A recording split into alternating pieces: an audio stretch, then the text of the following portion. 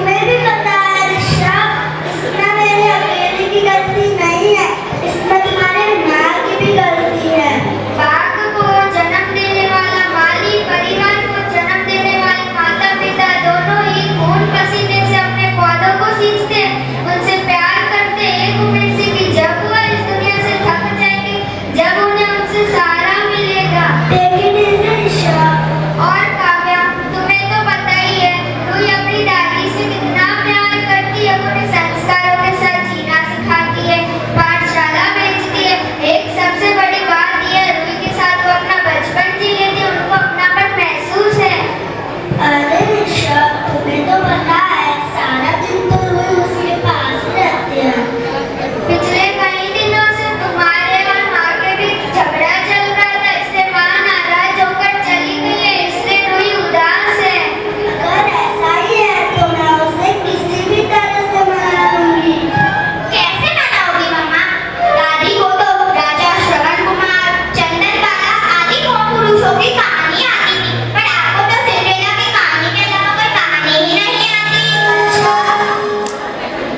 जब मैं स्कूल से वापस आती हूँ तो दादी आपकी तरह इंस्टा, व्हाट्सएप, फेसबुक नहीं चलाती और जिम नहीं जाती, किटीज भी नहीं करती, मुझे मेरी गलतियों पे सिखाती है और खाना भी खिलाती है, मुझे पाठशाला भी भेजती है। ये क्या तरीका मम्मा से बात करने का, ऐसा व्यवहार तुमने कहाँ से सीखा? मम्मा से, बच्चे तो बड़ों से ही सीखते हैं ना। ये क्या बोल रही हो तुम?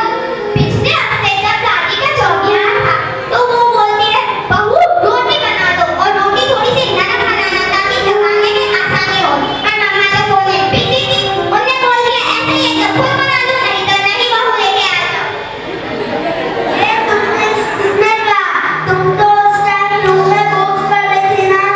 मैं आपकी दादी की बातें सुनती हूँ ताकि मुझे भी अच्छा लगे।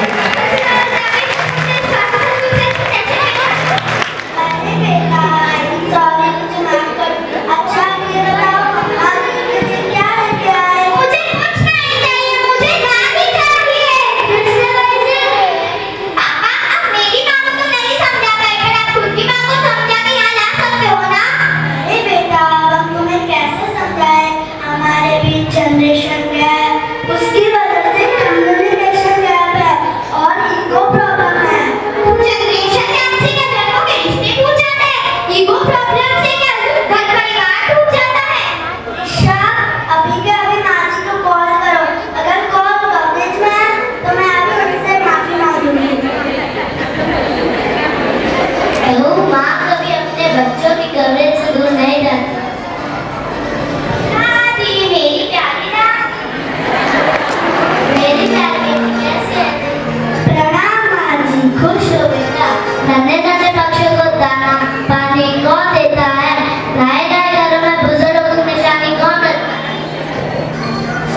आई एम सॉरी माँ जी। कोई बात नहीं बेटा।